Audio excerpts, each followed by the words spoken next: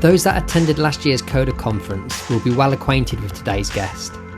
Bronte Woodland from TinBox Memories had pretty much everyone in tears during her heartfelt presentation, with a timely reminder of the real importance of our jobs as wedding filmmakers.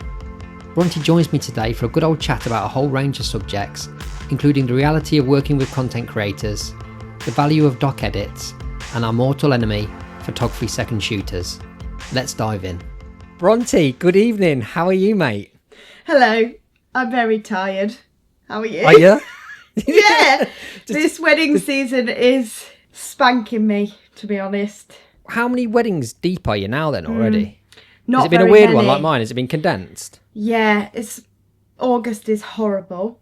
Although yours, I know you've been like really busy in June and July, but my backlog is not bad at the minute. But by the end of August, it's going to be like horrible. Yeah. Yeah, so you're. I know you spoke to you the other day. You on top of it, aren't you? You've turned your last film around within 4 weeks, which is good going. 2 weeks. 2 weeks. Good Lord. Okay. Yeah, I can only dream of those kind of. But it soon catches up, right? You start doing a few. Yeah, back to exactly. back and so I'm trying to like keep the momentum going with the edits, so that I can have the winter off, basically. The beauty of this job as well, what you can do. You can orchestrate your season to work like that if you want to. Yeah. Just got to remember this is the point where we need to start saving that money ready for. Yeah. Well, you're one to talk. You are the worst saver in the world. Home reno here, home reno there. That don't count. I feel like when you're spending money on your house, that doesn't feel like spending money. That's like essential. Everyone needs a massive drive. Way to spend it. They do need a massive drive. Yeah. I'm going to try and keep my composure here because we know each other quite well. I've got to remember that. I've got a podcast here. We're not just having a normal chat. A chat. So how many weddings on average do you book each year? This year's been weird. I started the year with, you might remember, 8, and I was like really panicking at that. But throughout January, February, March, I ended up on 20, and then the last couple of weeks I took 2 more. So I'm comfortable between like 20 and 25. Yeah. Anything over that is too much. I don't enjoy it. I feel like I'm turning them out too much. So yeah, 20, 25 is good, and then this year at the minute is 22. So, yeah. Nice. So that's pretty much bang on what you want, with 25 being your max. Yeah. But you're saying. So this year you booked the majority of those weddings within the same year. Yeah. And Which is that unusual? Unheard of for me. Everyone was like, don't worry, it will come. And I was like, but every other year I've booked up with it, like I can't take any bookings for a year, basically. Yeah. So I was a bit stressed, but next year's looking better already. I already have 9 for next year, so I don't know whether this one was just a bit of a strange one. But I'm grateful that that they did come in and everybody actually was right. People tell you this stuff though, don't you? And it's hard to take it in because outside looking in, it's like, yeah, it'll be fine. Like the work's great, everything's great, branding's great, films are brilliant. It's obviously people will find it eventually. But it doesn't matter how much people tell you this. When you just don't believe you're in your own head, aren't you? That's the thing. Yeah. And there was no evidence to show that was people were going to book, because I've never had that late bookings before. So yeah, we'll see. Maybe I might take 1 or 2 more, but I don't know at this point. I just had an inquiry for Thursday. What day is it today? Tuesday. Yeah. Yeah. Good grief. Like, why? Have you just decided right now to have a videographer, or have they cancelled? You never know, like, what the reasoning is. But yeah. But I think that with video, we can be. I think it is changing, but quite often we're one of the last things that people get on board. But if you've not been in that position before, where this season for me was the first season ever where I've gone into it not fully booked. Yeah. But obviously, when I first started out, you have those first couple of years where they're trickling in, kind of thing. But since I was full time, every year I've been like similar to you, like a year and a half. I've been fully booked before, so I was going in with a space for like 10 weddings, and I thought I was worrying. Like I thought 10 weddings, but they came, But normally we're in a position where we don't take those weddings in the same year because we're fully booked, so we had no records to base it on. Just chilling. Like we're just looking at our calendar, just nice. Yeah. What do you reckon it is then? Because like when every photographer I work with, I chat to them and they're finding a similar thing. Why do you think this year has been so strange? Maybe a couple of things. I think one of them, it sounds ridiculous, but I actually don't think that people met 5 years ago because it was COVID. And I think those couples that should have met and should have been getting engaged and should have been planning a wedding, maybe they didn't meet. I think people haven't got any money. I think that we are a wedding is a luxury, but a wedding video is even more of a luxury now. But it's also leveling out with being as important as photo finally. So it's weird, I don't know. It's like meshing in a strange way. But you said next year is looking healthier as well, because I've found the same. Next year, I've got as many bookings for next year now as I did for this year in January. Does that make sense? Yeah, the same. So, so things are looking up, right? Things are looking up. 2026. Exactly. So packages, let's go into that. Yeah. So you said 25 is like your maximum, but you're looking between 20 and 25 to book in. What are you delivering at what price points? So I have one package and a couple of optional extras that have been going down very well. So my base package is, it's from 2,750. Now the only time I'd ever put that up is in their brochure. I say like all travel and accommodation is covered. So if I need extra to cover it, it'll be $3,000 or whatever it is for that premium, Cool. So you want that? You don't want to be saying travel is this much plus this much. You want it included in a price, so they look at the price and they're not thinking, oh, I could get someone cheaper if I get local. Yeah. So my website says, I've always had my prices on my website, but now it says from 2,750. Okay. And then included in that is I do actual set hours on the day. So I do a 10-hour package, which in most circumstances is taking me from prep to after first dance. Then how many hours before prep do you like? I like 3, really. If it's all in one place, 2.5 is enough. So 10 hours. They get for that, what do they get? I've changed my package, that's why I'm thinking. So I've changed it so that they can choose in that package whether they have a preview, which is 60 to 90 second reel style video, delivered up to 1 week after their wedding, or they can have a highlight video of 3 minutes delivered with their whole gallery.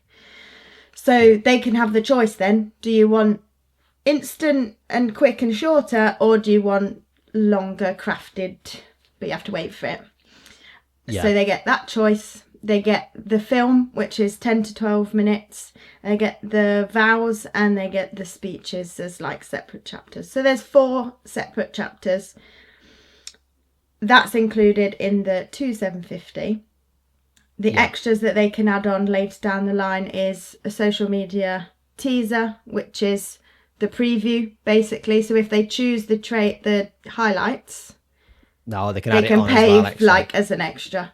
That's 400 quid for that, because it was cheaper than that and a lot of people added it on, and I don't love making them. And then they can also add the documentary, I call it, which is, you already know, every clip, raw audio, back to back to back on a timeline, sent to them. I offer it to them in my quiet time. It's a nice little bit of moolah in January, February, and most people have it. And I've just put that up, I think, to 650. 650, yeah. So that's like what a lot of people call raw footage or a photo edit or doc edit. Okay. Which I never used to do. I'll talk about that first. Well, it's fresh in my head, but then we'll go back onto the other element, because particularly how you deliver like your ceremony, which you call the vows, is really interesting to me. And I've always really enjoyed that. But yeah, so your raw footage. So do you plant the seed about that kind of, what you call it, your documentary, right? That doc edit. Do you plant the seed about that pre-wedding to your couples? If it comes up in our chat about how like they'd love to see the hymns, or they'd love to see the gospel choir, or any of the things that would actually need tripod filming in full to actually get it, then I would mention it. But if none of that comes up, I actually don't. But I do post about it on my socials a little bit, and some people have booked it just through that. Of me like stupidly singing in the background of the footage, which is 90% of the footage. If you don't like me, at least you can sing though. Like, you've got a pretty decent voice. So yours, when I'm doing it, it's this weird drone over the back, and then shut up, Paul. Come and give it. So yes, that is I would bring it up if they wanted like long things or long form, really. But if not, I do just send them an email in like Jan that says, do you want this? If you don't, your footage will be deleted in like 2 weeks. Not the footage will be deleted message. Because I can't keep it forever. And then it just gives them the option. And I love it when people buy it, because I feel like they just have everything that they could possibly need. And that is the TinBox way, really. That is what I have preached for a while. So I do love it when they buy it. And it's been really successful to you, hasn't it? Upgrading to the dock edits. There's a few things that I worry about with it when I sell it. Is, do people understand what it is? Are you taking any steps to educate your couples? Because I know we've had like a friend of ours, he sent them the documentary edit, and they're like, so what's this? It's just a load of the clips. There's nothing documentary about it. Like, they're expecting, I don't know what they're expecting, like interviews or something. I don't know. Yeah, it's in the email. I haven't sent one for a while, but because I'm too busy to edit it. But it says, this is very raw. This is very, everything apart from me filming my feet by accident is in there. So it is raw and uncut, basically. Yeah. And I will be speaking in it a lot. It's very clear on what it is. It definitely manages the expectations. I don't think that they're expecting, a safari documentary. Why safari? I don't know. I was thinking of David Attenborough, but it didn't come to my mind in time. So there's a few things that, like, you've said to me in the past that have kind of resonated with me. Like, there's especially your talk at Coda, which is, your talk is the one that everyone seems to bring up all the time when they speak about the first Coda, and it had a big impact on people. And it was so much about, bringing it home to why we're doing what we're doing and what it's for. But when you mentioned about your doc edits before, you told me that it's changed how you shoot. And that's changed how I shoot as well. You're taking longer clips and moments that you think could be valuable in the documentary edit, but you're holding the shot longer kind of to pick up these moments like that. Did I remember that correctly? Yeah, I think I do like it when they add it, or they've seen that I do it and they add it before their wedding, because then it definitely changes how I shoot, and I'm definitely holding for longer. When I say holding longer shots, I know I've got the shot and I'll keep it, but I'm like looking around, just making sure that nothing else is happening. Yeah. And if nothing else is happening, why would I stop it? Like, there's no reason for me to stop filming. So I definitely am shooting longer, and I love it. I feel like some of the stuff is just gold to them. Like, it's just a chat between like two aunties or something, but you have no idea what that could be like for them. That auntie could have brought them up or whatever, and then you've got it definitely changed my thinking of how I film a little bit. I definitely am doing less click, got it, stop, click, got it, stop. Yeah. I am holding it. I would say for at least, on a conversation, at least 30, 40 seconds. Oh, wow. Okay, yeah. It's basically a speech. If there's nothing else going on, obviously. Yeah. And then if there is, I'm just going to pan it to the kid that's running over there. Yeah. And not stop and start it, because it doesn't really cut out that much of my editing time when I do have tiny little 3 or 4 second clips. It doesn't really matter with how I edit it. So you can easily go through and select those bits out.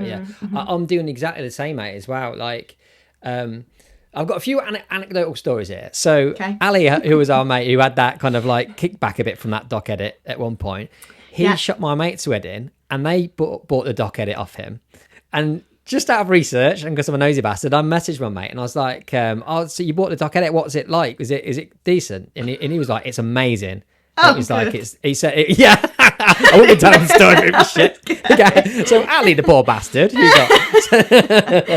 yeah, he said it's. Oh, and I was like, I was trying to like, because obviously I know what doc edit was, but when I was chatting to him, I wanted to get his honest kind of like feedback on what he thought it was. Yeah. And he was like, "Yeah, it's just it's rough and ready, like, but it's lots of the clips from throughout the day, and with all the conversations, and he absolutely loved it." And why would you not? Why would you not love that? Well, I worry of my shooting style, how it. I'm evolving now, but because I always feel like I still shoot like a photographer. Like I'm looking for as many different angles as possible constantly. Yeah. And I'm not worried about holding a shot because for me, I'm creating the moments in the edit, if that makes sense. Yeah.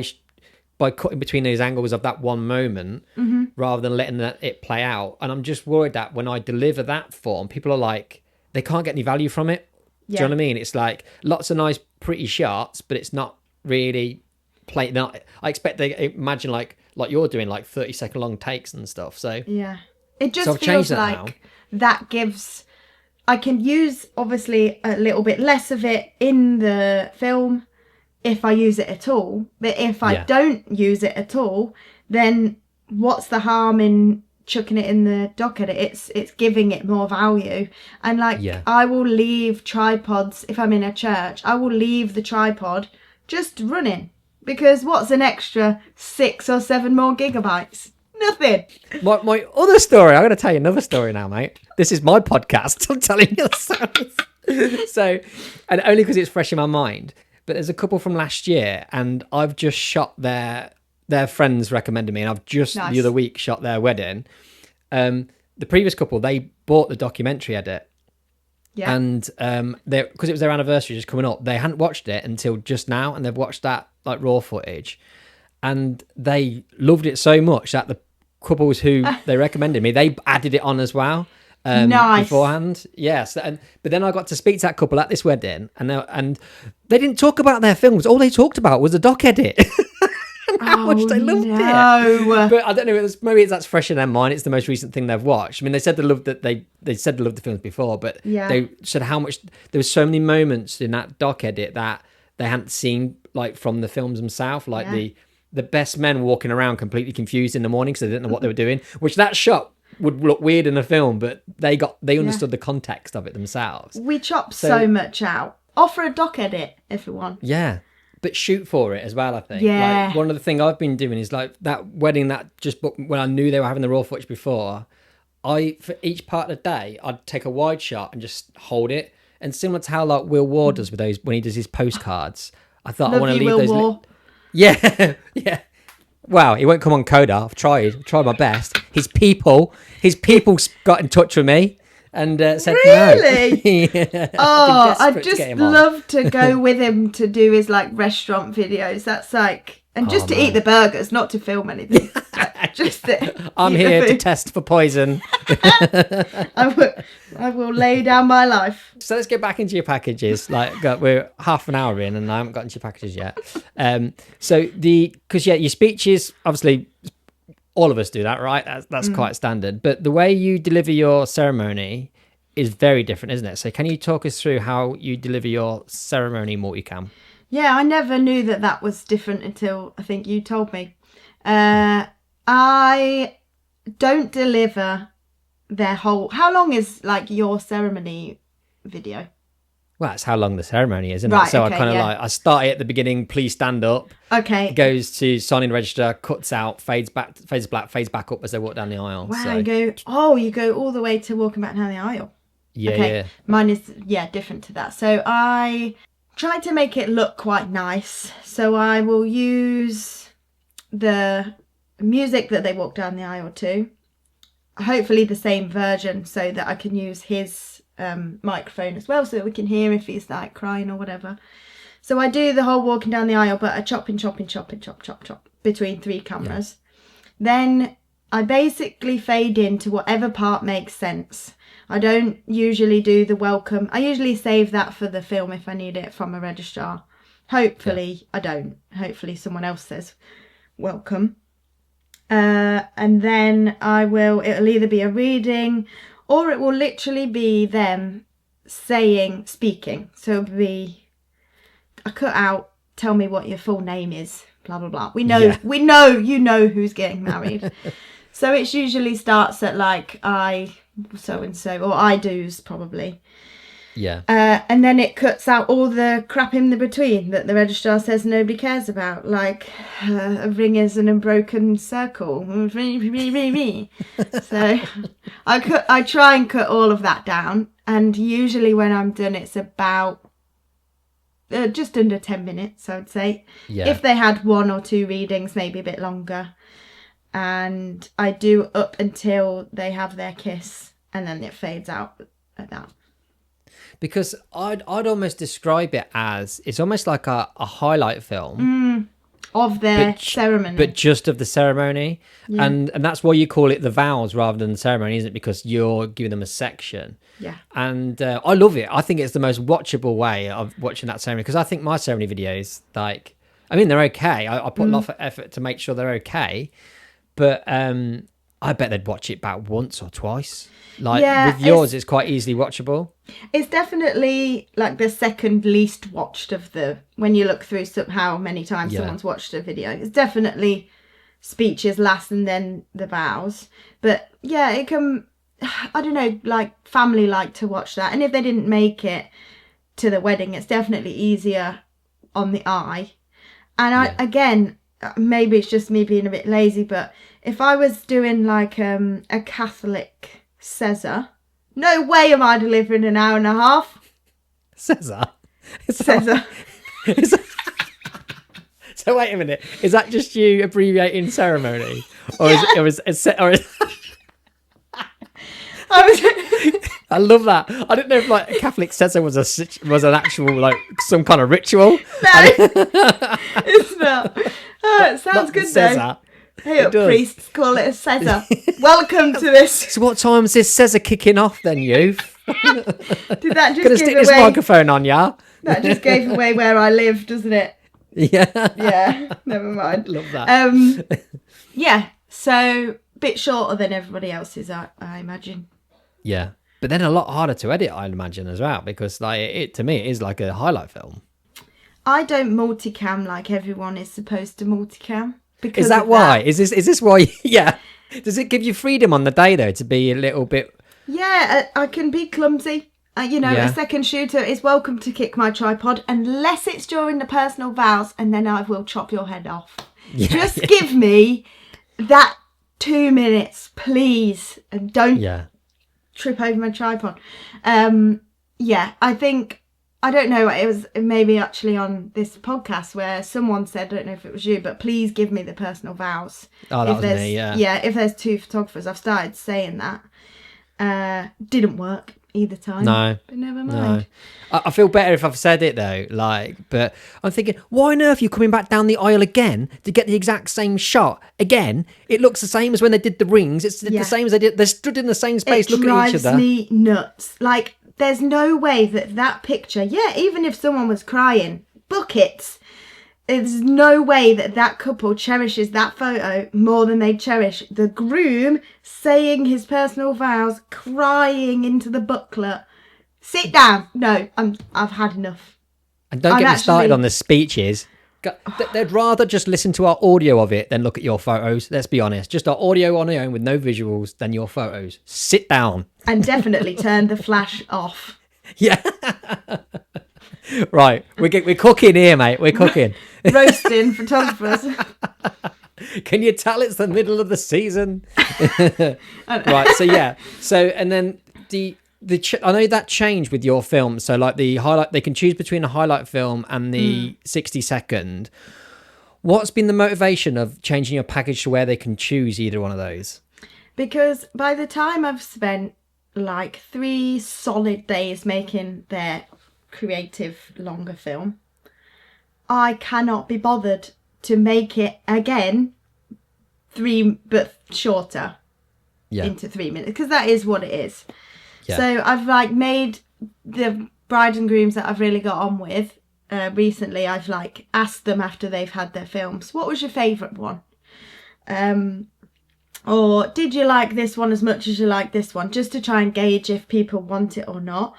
But the social media ones had really like took off recently. So what was the answer then when you asked it? What was the general consensus? It was 50-50. So I just thought I'll offer both of them and then they can have the choice. And I don't 50-50 really see between what were you asking between? Were you asking between an Instagram and a highlight, or were you asking about a longer film as well? Yeah, no, longer films staying. I've definitely changed my approach over the years, and it used to be all about the highlights. The highlights has got to be absolutely banging because that's going everywhere. It's going on Instagram. No one watches them anymore. So my effort is definitely on their film, because that is what they are going to have forever and ever. It doesn't matter about social media. So I'm taking my time on those and really crafting them. And then I don't care when it comes to the teaser. Can't be bothered to make it. So let me break down this terminology then. So you call what you say their film, and that means like what a lot of us would call a feature or an extended film. I actually think I've honed it in quite well. I think I'm there. So the preview or the teaser. So the preview 60 seconds, the teaser is 3 minutes. That's what you'd call a highlight. Yeah. There's nothing teasing about 3 minutes, mate. That's really long. Oh, not the teaser, sorry. It's not the teaser. It's the trailer. Like, when you watch a trailer for a film. Right, it's about 3 minutes and it's all the best bits. So you don't have anything called a teaser then? It's a preview? No, I don't. I don't know where. I'm so tired. Okay. I've been sat at this desk Is everyone for 84 keeping up with years. Are you all keeping up with this at home? Yeah. So I don't have... No, yeah, it's a trailer. So the preview, the trailer, the film, the vows, the speeches, the documentary. Done. You're done. Do you often have a second shooter at all? I don't think you do, do you? I've had Ali again. His ears are burning. I've had him this year because they had like 180 guests, and I'm glad I did because it was the hottest day of the year, and I would think I would have just passed away if I was on my own. So I've had him once this year. I think I've got him again actually later down the line. They actually asked for him. Don't know why, they just got cash to splash. So I don't have any strong feelings really on having or not having a second shoot. I like it because it takes the pressure off. It feels like you've got the day off. It's amazing. I love it and hate it at the same time. I love that pressure off, but then also I think, have they got this? Have they not? I almost like I end up almost shooting more than I normally would, just in case they haven't got what I think I got. But his footage was great, and he shoots Panasonic too, so it was just like exactly what I would have shot in exactly the right settings, and it's just I've already edited it and it was just bang on, so you can't tell the difference between the two of us. So yeah, we did joke and said like we come as a package now. Yeah. Did you get him to do set your ceremony up for you first as well and stuff like that? Because I do love doing that with him. Actually no, it was outside, so he flew the drone while she walked down the aisle.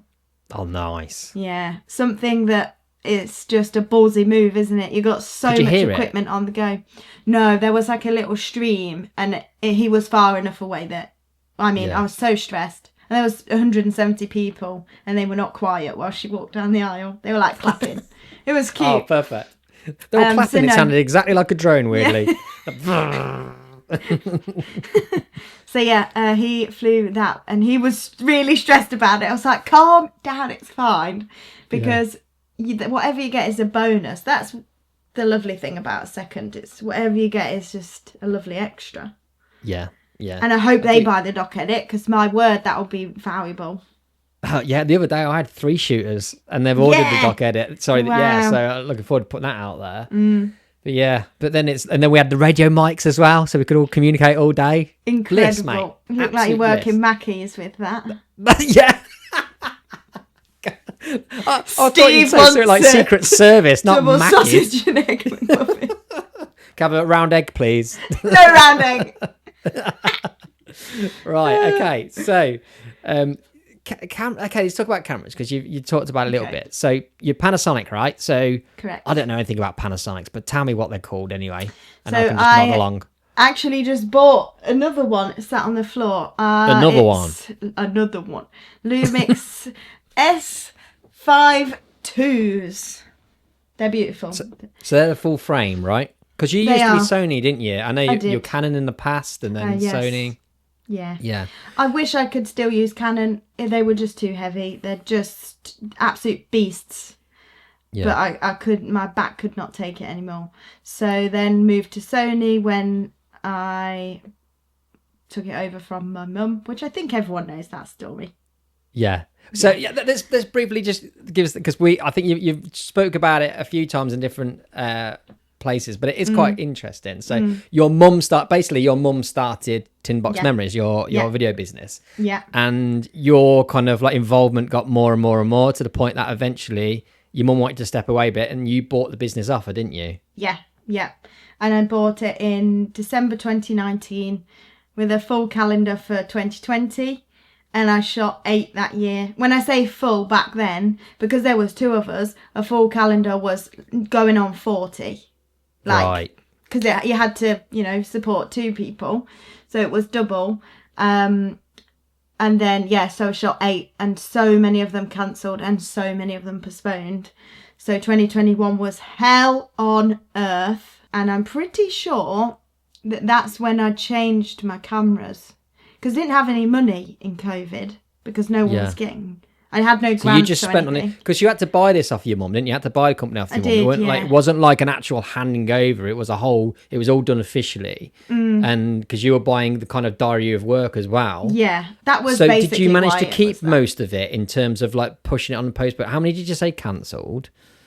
I can't remember. I've literally written it out of trauma in my brain. I would say that like maybe 70% postponed. You bought this business with this expectation of this income, and then suddenly. And also the ones that had booked and postponed, in most cases, I hadn't even seen the deposit. They had gone to mum. Right. And I was willing to sacrifice that, obviously, without knowing there was a global pandemic on the way, because I would be getting the final balances. It was just a whirlwind of horror.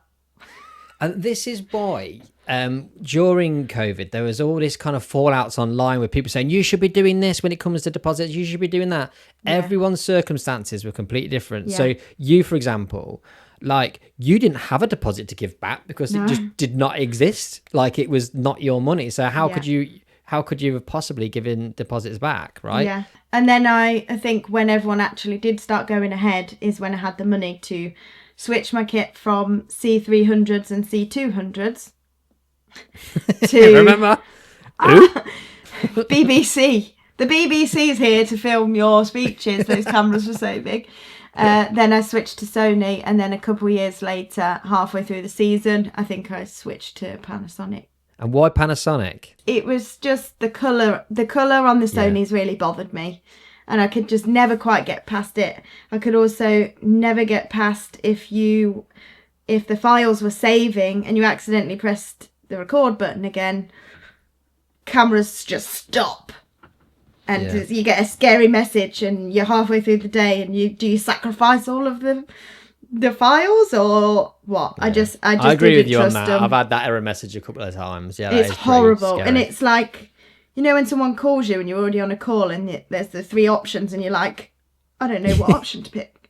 It was the same, but way higher stakes. And I had it overheat a couple of times. I just didn't trust them. So I just sacked them off.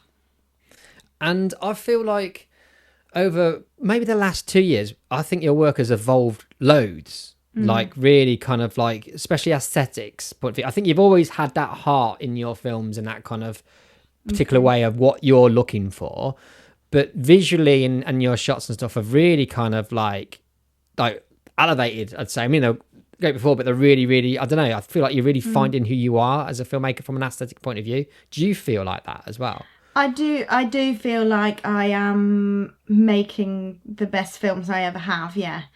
But is that to do with, I don't know, me and even more experience, or is it to do with the higher price points and better couples and better venues and etc, etc. But also I do feel like I am leaning as much as humanly possible into the heart, like even more, like just to the maximum.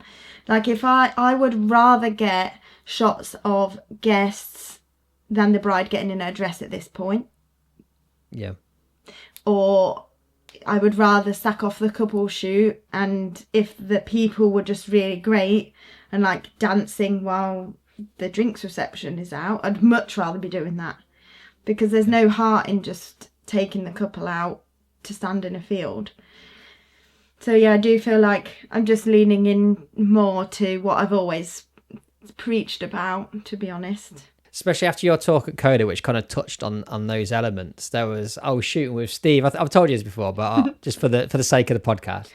And I was second shooting with him, and we go around doing our thing, like as you do when you the two of you in a wedding. You don't see each other, do you? Because you're trying as best to be in different areas as possible. Yeah. Take note, photography second shooters. And then but every now and again you come back together to see, catch up with what's have a Diet Coke. Yeah, exactly, yeah. And we both said, like, kind of like, we're going, I've got Bronte in my head. Like, I'm capturing things differently because of what Bronte's saying. But stuff that's going on, I'm holding shots on people longer, and I'm thinking about the possible stories and connections here, and kind of amazing. You'd really infected our brains. What would Bronte do? Yeah, exactly. I think it was the first weekend after Coda. I think that's what it was. And then I think Aaron Kenny was like, he messaged to say pretty much basically this, he was doing the same thing was happening to him at his weddings as well.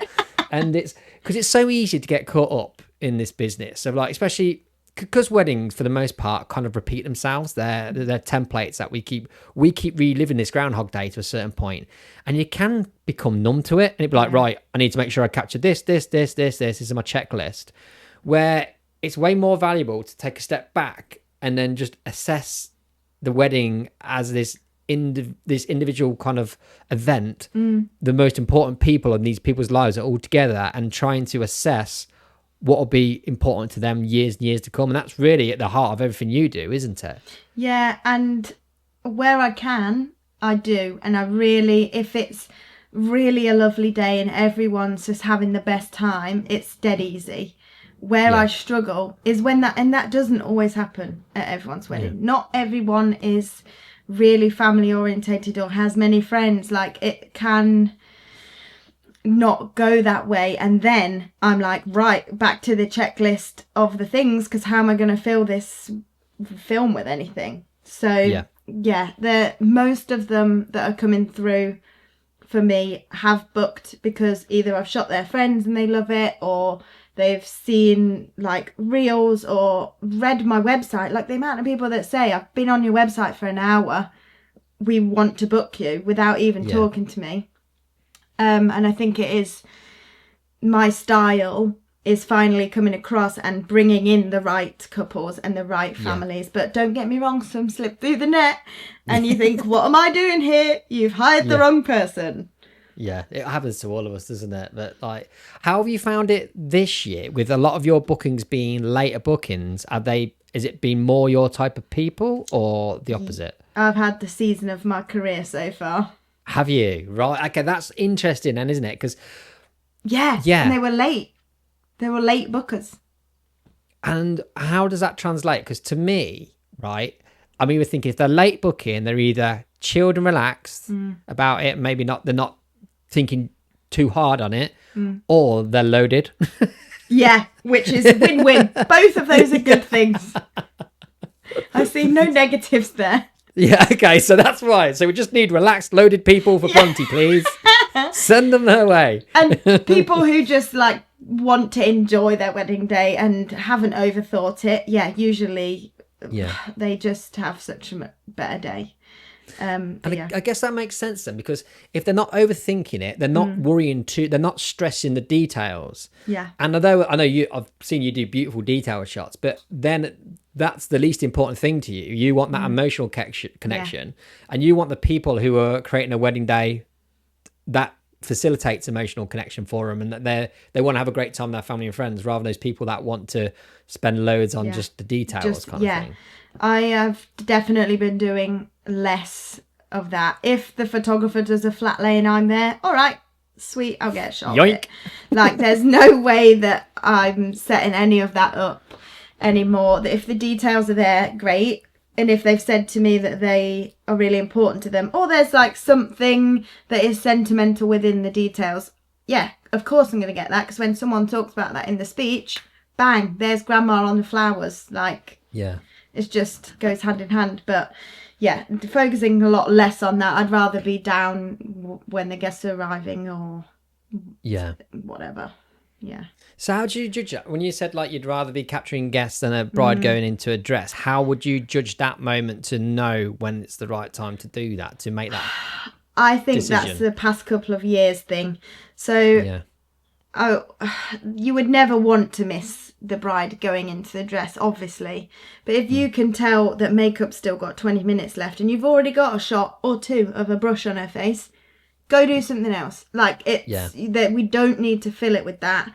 There might be something else down the stairs. Just do, 100 extra steps and you might get a great shot. So you find yourself dipping in and out of like places to try and get a bit of variety rather than actually have started to mention that on our pre-call. Like, if I'm not there, please don't worry. I am there somewhere. I just don't need to, I say the film is about you two, but it's also about everything else. So, and everything else needs capturing. So if I'm not in your face all the time, I'm elsewhere. That I do that same thing. I wonder if this is all you. I wonder if you've been like a puppeteer. I am the Messiah. Yeah. Because I'd say that same thing. Because so often I'm thinking, I always mention this in the podcast, I have an existential crisis when I'm pointing my camera at someone having their makeup put on. Like, why the hell am I here? Why are we doing this? What are they going to do with this footage? So I'm constantly going in and out of bridal prep to try and see what's going on.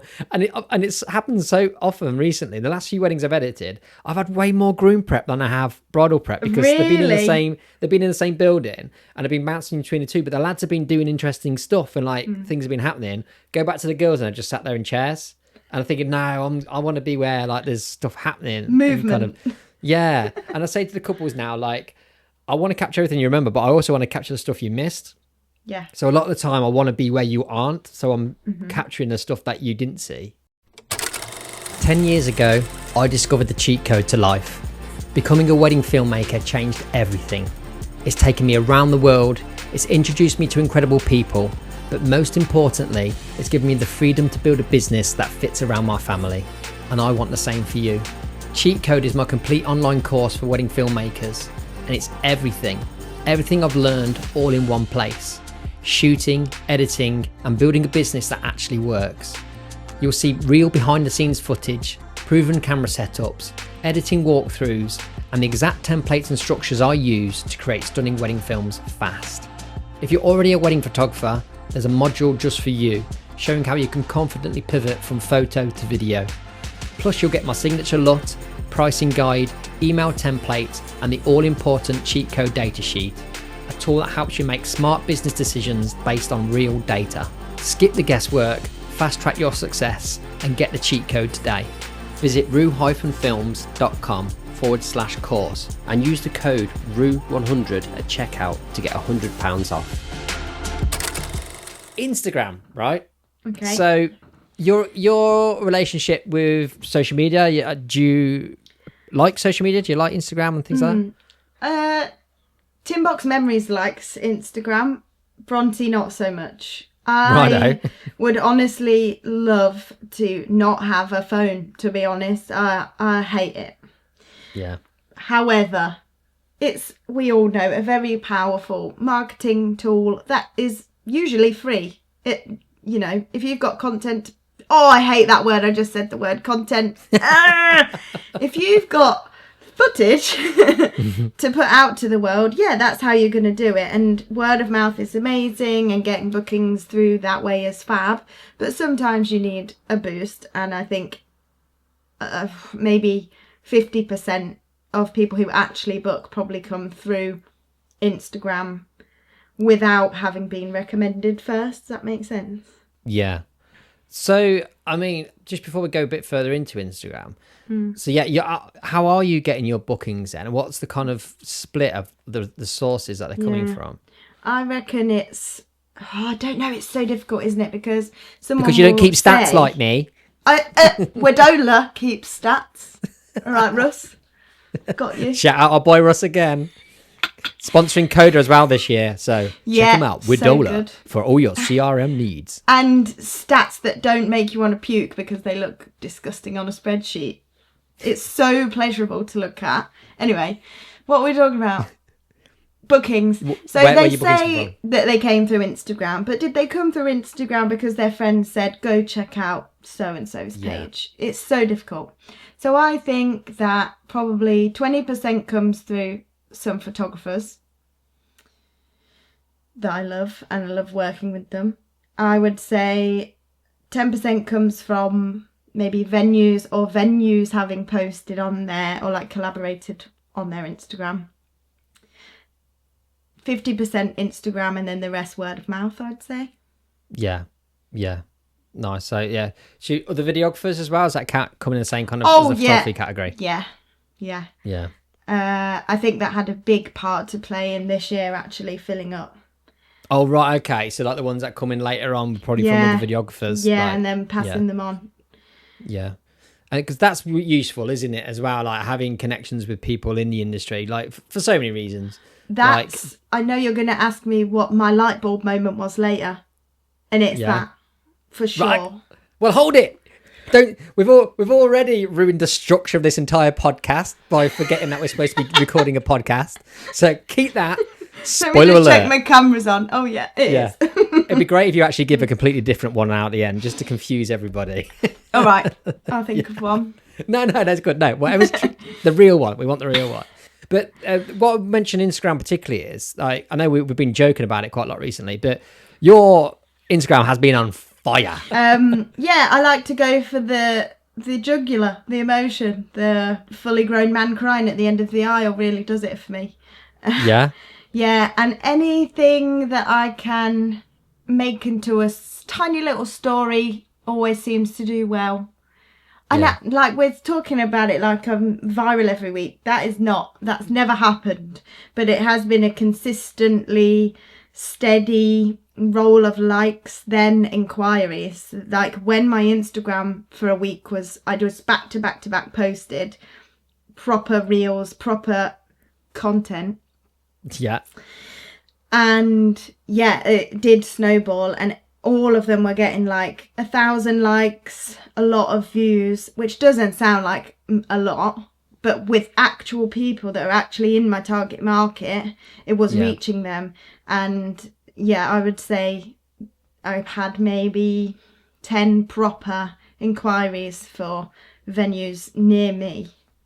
Yeah, or so it's at least proper relevant stuff. So it's not like not going viral particularly, but it's getting noticed in the right areas by the right people. Yeah, not millions, but let's break down then. So when because you went on this run of like really successful posts, what was what have those posts consisted of? What was the first one you posted that did really well within that kind of run, that streak? Just getting out of phone. I don't know what I was eating that week, but I was all over it, wasn't I? Your season has a lot to do with it. I had great weddings back to back, and I wanted to create stuff from that. Yes, none of them paid for a teaser or whatever, but I wanted to make it because I thought, that's going to do well. So I posted a teaser first, and that is 13,000 likes. No, it's not. That's such a lie. 1,000 likes, 13,000 views. And then just from there, I posted... What was the content, though? What's the kind of... Is it been highlight films? Has it just been little sections from the day? No, so this was literally the day after. I did the day after for 3 of them. Collaborated with them all. And it was just some of the best bits, really. 2, usually the song that they did their first dance to, or a remix of that. And some of them I put a lot of effort into, and some of them I didn't, and all of them still did well. I don't know. I don't know. There's no perfect recipe, I don't think. So it's not like you just took an extract from a speech and played that like we're seeing everyone. No. You're making like mini reels, like almost little montages from each wedding, basically. Yeah. I was just consistent for a few days. I think that's all it was. Just was the kind of all the stuff that you're putting out consistent in the kind of work that you want to be getting as well? Attract, I mean, everyone's in black tie. For the most part, yeah, that's the type of wedding I would like, but not to the extent where I don't enjoy the day because the budget is too high and I clearly don't belong there sometimes. And like I said, the word Caesar, that doesn't belong in everyone's wedding. And I would like to stay quite authentic to myself. I definitely have learnt that about myself and my packages and my price point. Because I could charge $5,000, but I don't enjoy those days as much. I really like to have a good connection with my bride and groom. So going through a planner is difficult for me. I've never had a bad experience. It's just not quite the same. Yeah. And I guess when you try and make films with like heart and an emotional connection, you need to be having that connection on a day really to be able to draw that out in the films. If you are still delivering your wedding films on a USB or struggling to find a sleek professional way to showcase your work, it's time to upgrade your delivery experience with VidFlow, the ultimate online gallery for wedding filmmakers. With VidFlow, your couples can watch their wedding films in stunning quality on any device, including their TV, making it easier than ever for them to relive their best day with family and friends. Plus, with custom branding, easy downloads and cloud backup, you get a premium, hassle-free delivery solution that makes you look as professional as your films deserve. I've been using VidFlow for the last year and my couples have been amazed by its slick interface, especially on their TV. It's like having their very own Netflix of their wedding films. You only pay for what you need, and each of my 4K galleries only cost me about £15, and they stay online for 10 years, so it's a complete no-brainer. Join thousands of filmmakers who have already made the switch, and try VidFlow for free by using the link in the description. Take your film delivery to the next level. Now let's get back to the episode. Right then, okay, mate, I want to experiment with this because I know you're not one to shy away from an opinion, similar to me.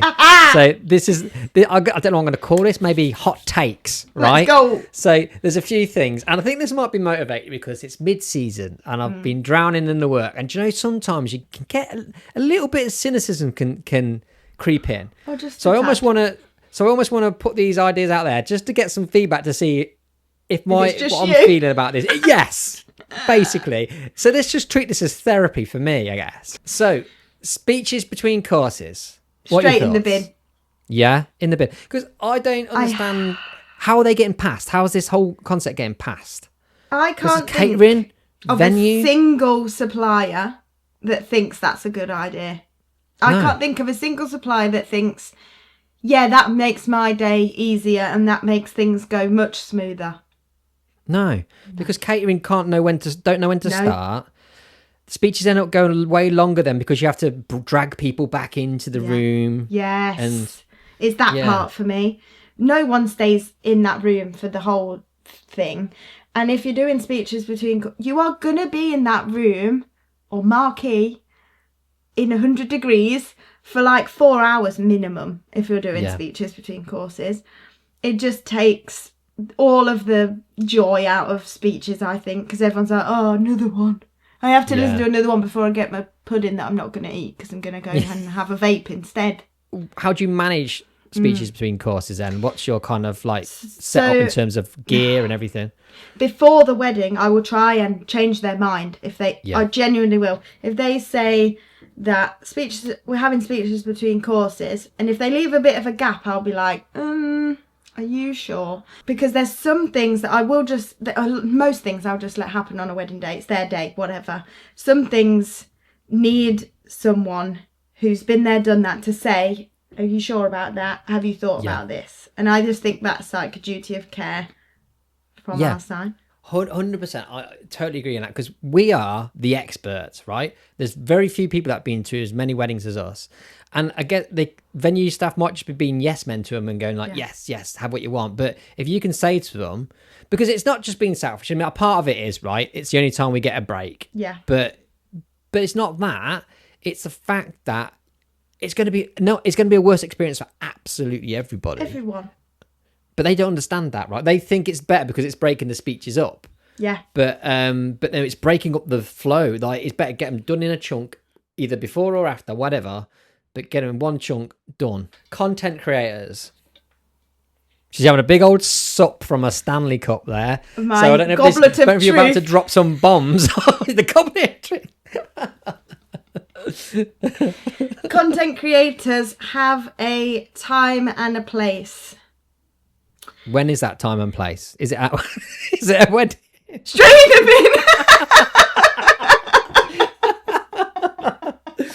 bin. No, that's Come on, me. what's your real thoughts? Come on, don't let me influence you.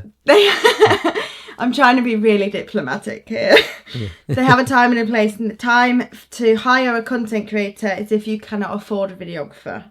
Yeah. Do not have both. I do not understand why you would have both. My couples very, very rarely have them. I've worked with 2, and both times it was their first day on the job.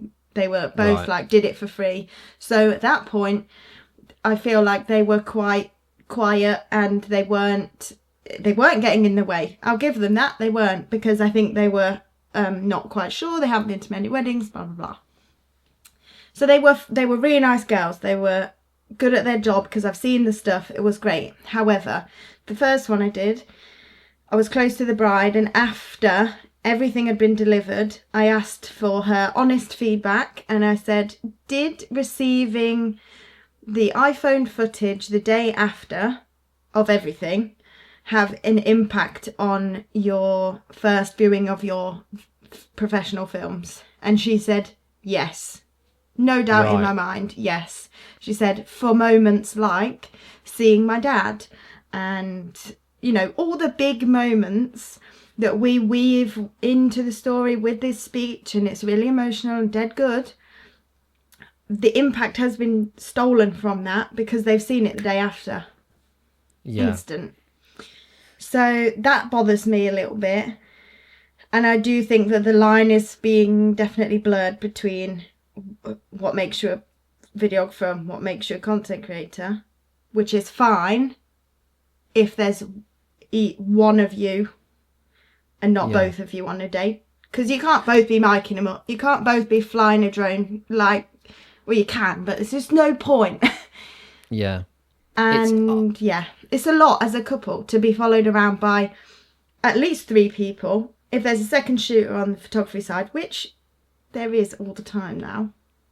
Yeah, we'll get on to them, don't worry. I've added them onto the list. Great. They've been added on. Yeah, so time and a place, and some of them are really, really good. Yeah. They are. They're great. But they're videographers, aren't they? Yeah. Yeah, that's the thing for me. Is worse kit. Yeah. I think the only way we're calling content creators, we're calling them content creators because they're filming on phones. But what they're delivering is a slight variation on what we do, but it is videography. Because I'm only seeing highlight films by them. I'm not seeing any of this behind the scenes stuff they bang on about that they're doing. But I think what they drop to the couples is basically the doc edit. Yeah. The day after. When you still remember everything from your wedding, and you're still kind of in a daze from your wedding. You're in a little bubble still. I think there should be a grace period of when we deliver stuff, just to bring them out of the wedding tornado. Yeah. Yeah. But that's not what it's about. It's about instant gratification. Yeah, because that's for me. I've shot my first one the other day, and lovely gal. And she wasn't in my way. She was absolutely sound. I mean, she's been doing it a year, and her work's good. And so it's not like it's not like the ones that you work with where they're new. So they're she didn't need to. She was involved in terms she'd help out. She was really good at that. Help with dress, bits and bobs like that. Nothing to do in terms of kind of posing or anything like that. That was. But I was one of those days where when you're fighting for your life, and I was I was fighting for my life on this day, and I was, and the bride was quite. She had, I'd say, strong in her opinions of what the kind of stuff she wanted, but didn't know how it needed to be captured. So I was fighting for my life to make sure things were happening in nice spaces, like in good light, and the moments happening. And the whole time she was constantly questioning and like asking different questions. No, it needs to be here because of these reasons and stuff like that. And so it's one of those days, and then like the content creators like shooting over your shoulder and capturing a bit and capturing all those moments and delivering before you.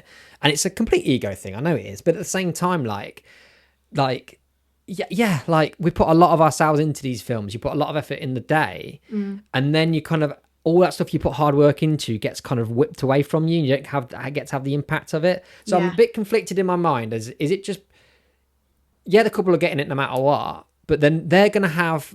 My film to them is not going to be as good as it would have been if there wasn't a content creator there. I agree wholeheartedly with that. Based on research, based on that bride that I asked. And does it matter though? Because if they're still getting an emotional experience from that dad reveal moment anyway, does it matter that it's not been from our films? I can't remember if I asked her if she still felt emotional when she watched her dad walk in on the phone footage. But there has to be a difference of impact when it's on a crescendo of music after he said, "You're the best daughter I've ever had," and then it goes all piano-y when they hug, and it's beautiful, and a tear slow motion rolls down his face. There has to be some impact has been stripped away. And not being funny here, they've paid double if not more for me because the product is worth it. Yeah. Because that product is 2 times better than raw iPhone footage with no anything behind it. I don't know. Yeah. Does that make any sense? Yeah. But like, this is my cause I don't mind. Like, I think, right, content creator, similar to you, I think they're a replacement for video, right? There's a place for them. Yeah, but they exist because the market has dictated that they exist. People want that. There's people that want their films in kind of portrait orientation. They want them fast. They want it to the music that they get to pick, right? And I get it totally, but they don't. I think having them alongside videography doesn't work. But I think that's happening because content creators are mis-selling themselves. They're trying to say, we're not to replace video, right? Because I think they don't want to cause a stir, but they absolutely are replacing video, and I think that's fine. Yeah. But it only is a problem when you have both on the same day because you're both fighting for the same. Well, you're not fighting. They're not fighting for anything. They're like they're letting us fight, and they get to deliver it quicker. Do you know what I think would? I don't know because I've not experienced it, but what would maybe help with the sting of everything is if you were a content creator, maybe looked at yourself as a second shooter of the videographer. So wherever I am, you are not. Because at the end of I sometimes even think this with a photographer. If you're here getting that, I'm going to go elsewhere so that they have 2 perspectives of that time. Yeah. So even with photo, I think I don't really need to be here. They've got that. I can go elsewhere. Maybe we treat it like that, so wherever I am they're not. I don't know, but that's ridiculous. That's like saying in your contract that you do not work with them. It's just stupid. But I think there's something to think about there. Is we're all there for the couple. Do they need a good version and a rubbish version of that moment? Yeah, exactly. And also, but the other thing they could do is, like, say, if you've got a content creator, that means all guests have to leave their phones at home. Correct. Because this content Lock creator it in a box. And that would be amazing. I think, I'd be recommending a content creator for every single one of my weddings if that was the situation. I honestly, the day I get married, either just don't bring your phone or here's a safe to put it in. Because you will get it out and it will be at the worst possible time. Just put it away. You do not need it. I hate phones. It's getting worse as well, isn't it? Just to stick on that content creator I work with, I tell you, like, she got the most glorious groom reaction shot I've seen in my life. It was perfect because, and she said to this to me, and this is kind of falling in line with what you were saying. She said to me, like, during the ceremony, I focused just on the groom because I know you're getting the bride come down, so I want to just get the groom. And I was like, that's an incredible mindset, isn't it? Like, and she did quite a good job of reactions and things like that. I thought that was really quite cool because then I got jealous. I was like, I'd love to have that freedom to shoot on a day, not having to worry about miking up, having to get second angles in, just to free ball it. Yeah. Is free balling in the right word? Free balls. Freestyle. Free ball. But the fact that she stayed on that groove and it was portrait, so kind of 45 degrees of him. Pretty much full length, no, not full length, kind of like mid length, but filling the whole frame, full emotion on his face. A million times better than probably any green reaction I've got, unless I've got a second shooter dedicated on him. And it was brilliant. It was so good. And I was like, thinking, God, I love a bit of that freedom. Hi guys, just a quick break from the episode to tell you about some filmmaking products I've developed. The first are RooDogs. These are custom-made wind noise reducers designed for the Sony TX650 and 660 microphones. RooDogs not only help reduce wind noise and heavy breathing sounds, they also make the TXs look a little bit more like microphones and less like vapes. Here's a very unscientific demonstration of their effectiveness. For this test, I held 2 TXs at my office fan at the same time, one with a RooDog on and one without. This is the recording without a RooDog. And this is the one with the RooDog. Without and with. The other product is the Yeti strap. This is a storage solution that can fit up to 6 Sony TXs, and it has a Velcro backing so it can be attached to the inside of most camera bags. It helps keep all your TXs together and stops them getting scratched. All these products are available from my shop, roo-films.com/shop, or follow the link in the description of the podcast. Now back to the episode. Here's a quick one. I really don't know what your thoughts are going to be on this. Champagne towers. Yeah. I think it's better than a cake, but it's still a bit weird. Yeah, it's better than a cake. I quite like, I'd really enjoy it if it was at the drinks reception and everybody actually drank the champagne or whatever drink is there. Pick a drink that you actually want to drink, first of all. Orange Lucozade, obviously. Yeah. Can you get a Magnum one? Yeah. If anyone can, it's me. Shake it. Pop the top off. I think if you did like confetti, said hello to everyone, and then just didn't make a big thing of that you're doing it, let us know, but didn't do a big thing, and then just hand them out. Yeah, espresso martini one I did, that was good. Oh, nice. And everyone just helped themselves, and they actually liked espresso martinis, so people drank them. I think I do like it. Yeah, we can keep that, but in a certain way. We don't need everybody gathered round to watch you pour it. I think it's just a bit weird when they do it in a barn. Agreed. Yeah, I feel like when they got black tie going on and that kind of situation, it kind of feels right somehow. One thing that was cool that someone did was, in Ibiza when you've got the champagne and you've got sparklers on it. Yeah. They did that for their entrance into the room. It was wicked. Oh, nice. But they were proper party people. It's if it suits you as a couple. Yeah, rather than you just ticking a box because you think you do it on the wedding. Yeah. But yeah, I think champagne can stay. The champagne towers can stay. How much are venues charging for this as well? Oh. Are they capitalising off of it? Of course they are. Of course they absolutely are. Yeah. Yeah. Oh, I actually the girls did it in the morning in their dressing gowns and it was really cute. They set it up. Oh, really? They did it and they had a little drink. Yeah, it was actually really wholesome. Yeah, it was nice. Surprised they got time burying all the sausages. We could change the timings. Just do it whenever you want. It doesn't have to be right before you do your dance. Yeah. Yeah, because I do find it a bit awkward, like the champagne tower, but from footage-wise, you can make it not seem awkward. Exciting. But at time on a day, like kind of, it is a little bit weird. No one really knows what to do. And everyone's a little bit scared it's going to fall over. But yeah. I've not had that actually. We're keeping that. I added this one on today because I was editing a film and I was fuming. Oh no. Photography, second shooters. Thoughts. I'll just hand you this loaded grenade and let you detonate it yourself. So, this has nothing to do with how I felt about the second shooters that I've had recently, because they have actually been reasonably respectful and good. And I know that they all have their own photography businesses and they just sometimes second shoot. But if you stand in front of my camera one more time during a moment that is millions times better on film, I am going to chop off your feet. What? Why? Even if you pop in, take the picture and leave, fine. If you stand there, and I had this, if you stand there for the whole of the groom's vows on his face camera that you know is there, it's been there the whole time. We're outside, there's plenty of space. That picture that you just took and stood there for a minute has no place here. It has no place here. It's frustrating.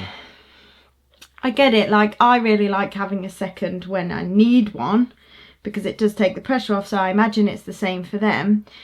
But why are you both in bridal prep? Like because I feel like I can speak on this because I was a photographer. You don't need a second photographer. You don't need it. Like video could need it because you can be setting tripods up, you can be micing people, they can be packing stuff down for you straight after the ceremony, so you can move on. Driving you to a church. Yeah, they can be there ahead of the church, setting the church up for you. They can do all those things. Photo, you don't need it. You could and especially these days where photos, all of it is set up anyway. It's not like they're catching natural candid moments anymore. It's even the candid stuff is planned. Yeah. There we go. There's a word. And like I've got it where they've got second shoots. They're thinking, because I want to cover groom prep. I'm thinking, I'm covering groom prep and bridal prep as a videographer. Like, you don't need I'm just one tiny man. Yeah. And I have, And from a photo point of view, when literally I always had it there as an option and people would book it and I'd almost be annoyed thinking, I don't need them, but now I have to bring someone on and I've got more to edit. And you're basically hiring someone in just to have a camera in their hand because it's being paid for and it's not bringing any value to the gallery or anything.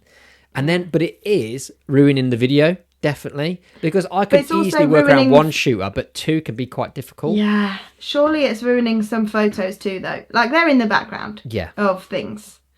And if they're in the background of your photos and they are there to do a job for you, imagine how much they're in the video. Yeah. I think if you had over 180 guests, fair. Yeah. But only if you are both in completely different places at all times, apart from, obviously, speeches and vows. But don't stand next to each other. You go to that end, you go to that. I despair. I'll be in a minute where I've got both of them in the same. They're both clearly getting the exact same shot. Like, you're thinking, what's going on here? Where's the communication? And that's probably better though, because I'd end up being in a different camera if they went somewhere else. Yes, but it's probably because they're used to shooting for them. Yeah. On their own, so they are wired to get the safe shot. But really, if you're a second, you can be the creative shot. You can be the, this actually won't matter if it doesn't pull off. Yeah. Because she's got the safe shot.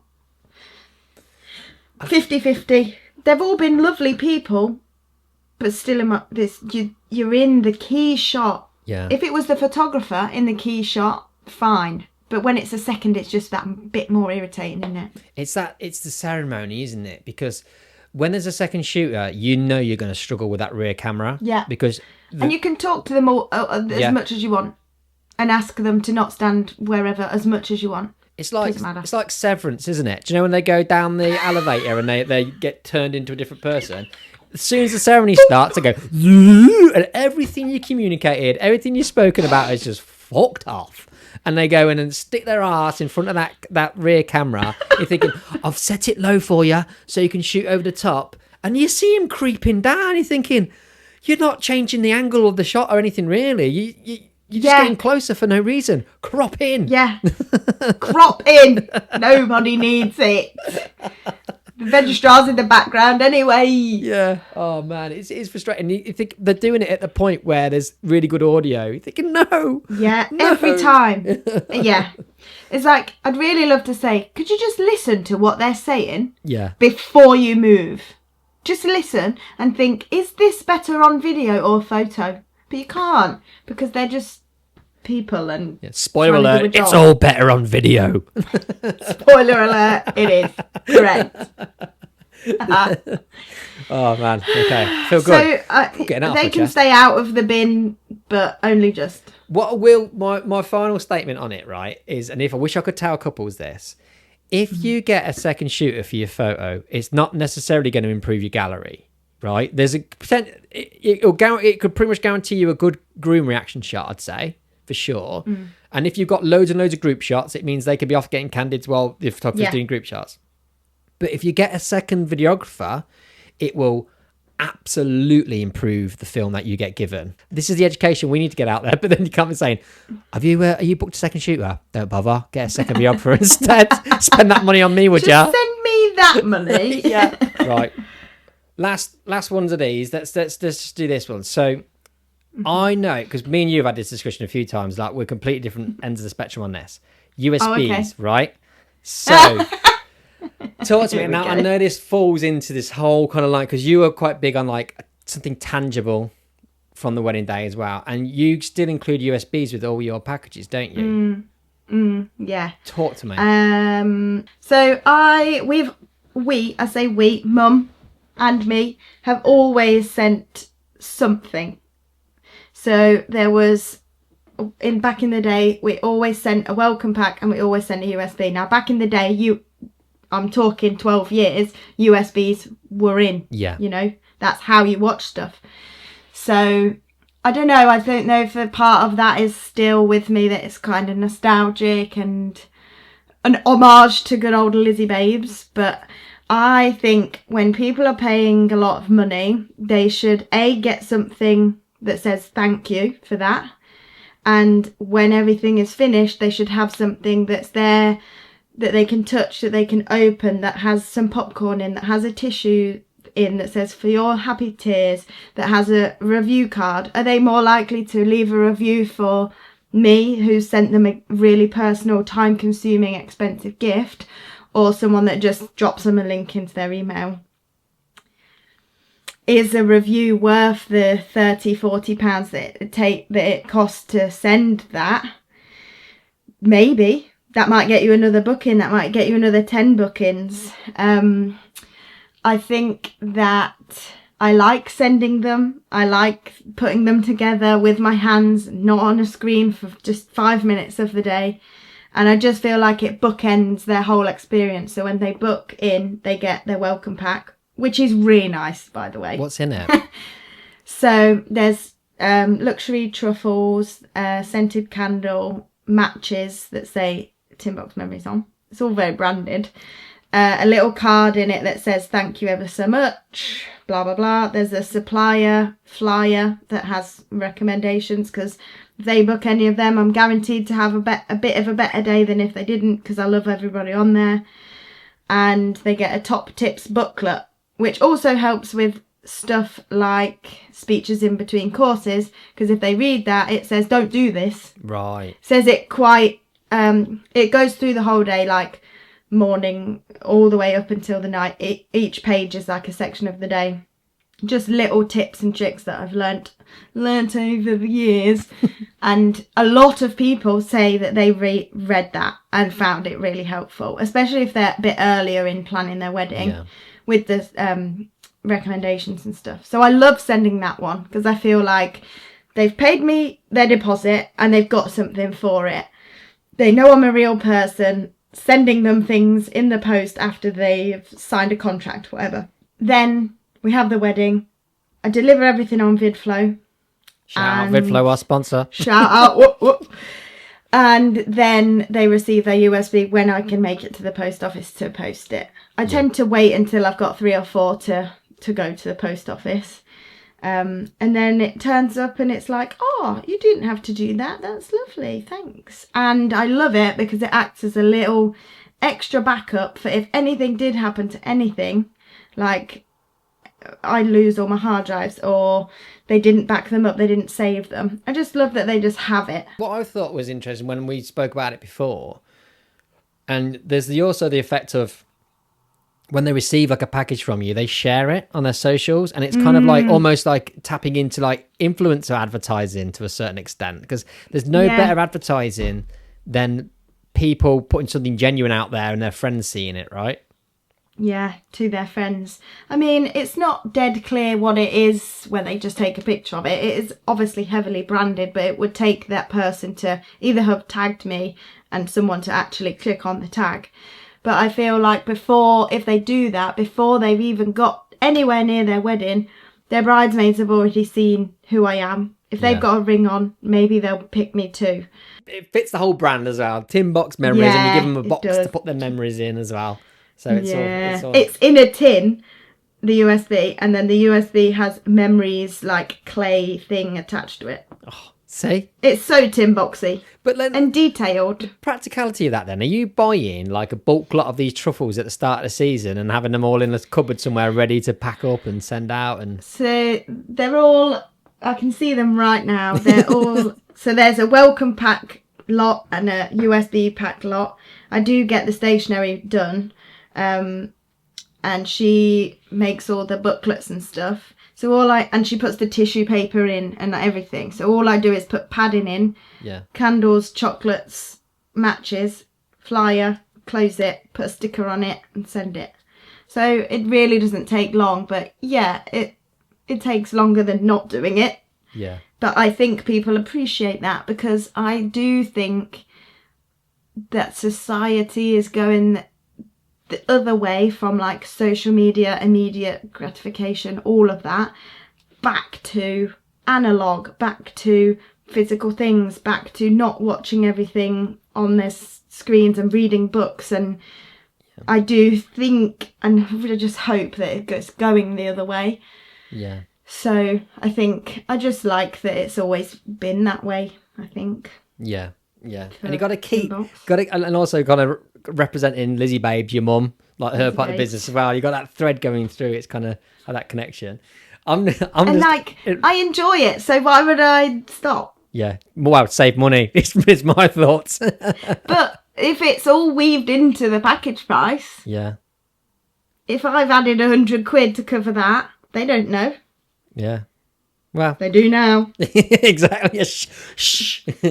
They are not cheap. Thinking, like, if you have a cancellation, you just drop that email going, "I'm so sorry about that. Like, the deposit can't be refunded. If I do book the day, I'll send it back. But P.S. Can you send me my box back, please?"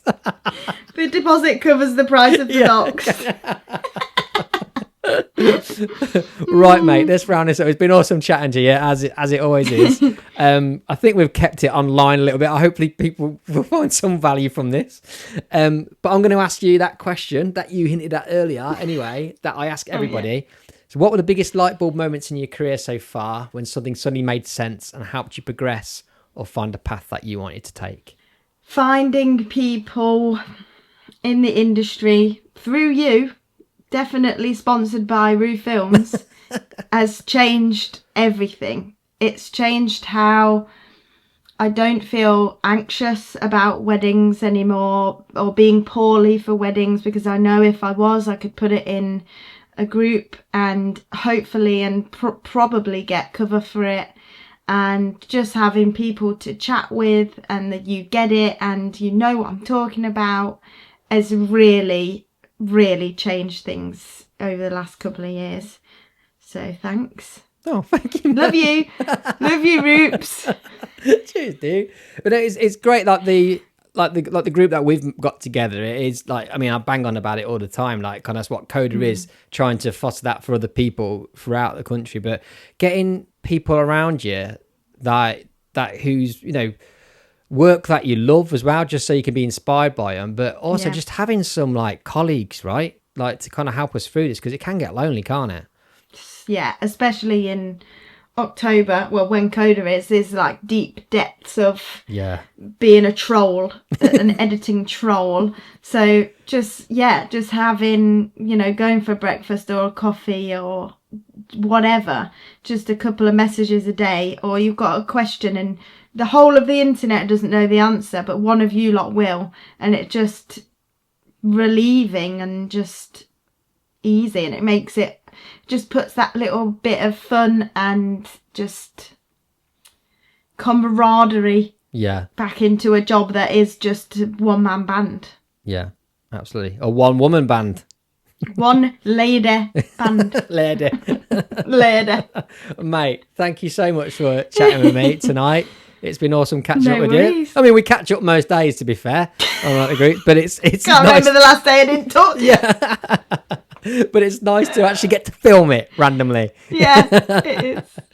But I'll probably chat to you tomorrow anyway, mate. But thank you so much for coming Sleep on. well. Yes. Yeah, I'll see you in the morning. Take care, mate. See ya. Bye.